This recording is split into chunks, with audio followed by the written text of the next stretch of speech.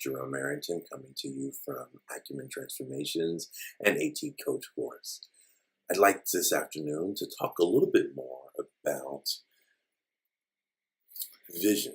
I started a previous video, hopefully you'll get a chance to look at that before watching this, and we talked about some of the things to prepare for pursuing and why you should pursue having a vision for your company.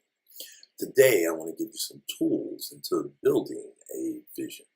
One of the things that I want you to look at and I want you to think about is pick your topic. I want you to kind of focus on what it is that you see yourself doing in a 5 to 10 year period of time, and using that time frame as a guide on what your vision should assess and focus on. Then I want you to think about what are the things that you're most proud of about your company. And by the way, I know some of you'll notice I like to talk with my hands. So if you kind of see my hands flash in and out of the scene, it's because I like to talk with my hands. But back to the topic at hand. Talking about your vision and talking about looking at those things that you're proud of and how that relates. Because the things that you're most proud of are things that you want to tie into your vision. Now, typically, a vision is a one-sentence description of your overall master goal, your overall idea that you want to convey to others outside of your company, outside of your sphere of influence. And when people hear your vision and see your vision, they're attracted to you, they're attracted to your company. It's a source of magnetism, so to speak. And we'll talk a little bit more about that because there's some other things that go along with the magnetism part in your vision. So today, this is part 2 of looking at and creating a vision for yourself and for your company. And what I want you all to kind of understand, and I want you really to focus on, your vision represents an ideal. It's a way of formatting that ideal into words and pulling those words together so that they not only represent your present, but they represent your future. So thinking along those lines, if you currently own a company, if you're dreaming of starting a company, have you created a vision for your company yet? Is that something that you're doing? Is that something that you have been thinking about? If not, I want you to start thinking about, this is my company, this is my idea, and I need a vision because the vision drives everything else. It drives your goals, it drives your mission, it drives all the steps in between to help you succeed.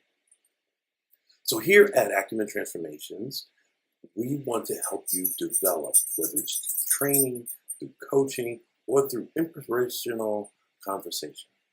Okay?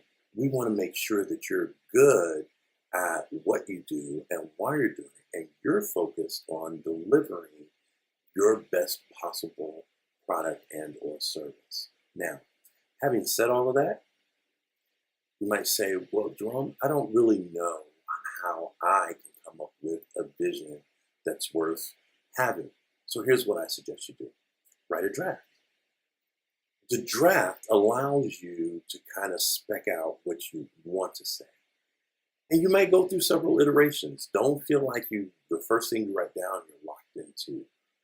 Write it out a couple of times. Try a different thing. See how they work. See how they feel to you. Then, once you have an opportunity to do that, share it with some family members, some friends, some business associates, and see what their reaction is. And typically, their first reaction is the reaction you want to kill.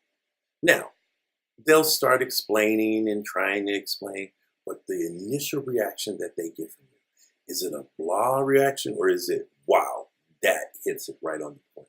That's what you're going for.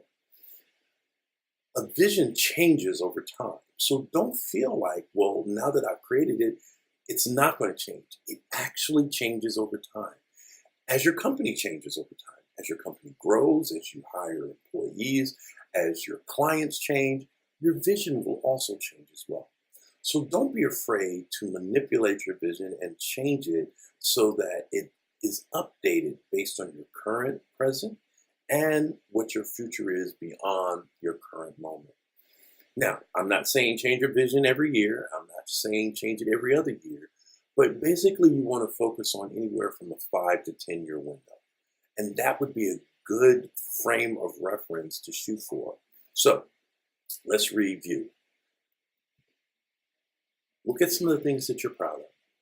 Look at what it is that you want to accomplish as a company, whether it's a product or service. What are the things that you're most concerned about? What is it that you want other people to know about your company that can be summarized in a single sentence? Finally, how are you going to impact those around you, your community, your clients, your employees, even yourself? Incorporate all of those things in developing your vision. Then create your draft and rewrite your draft and rewrite it again if you feel the need to. And then finally, have some other people look at it. Have some friends, families, associates, total strangers even. Have them review it.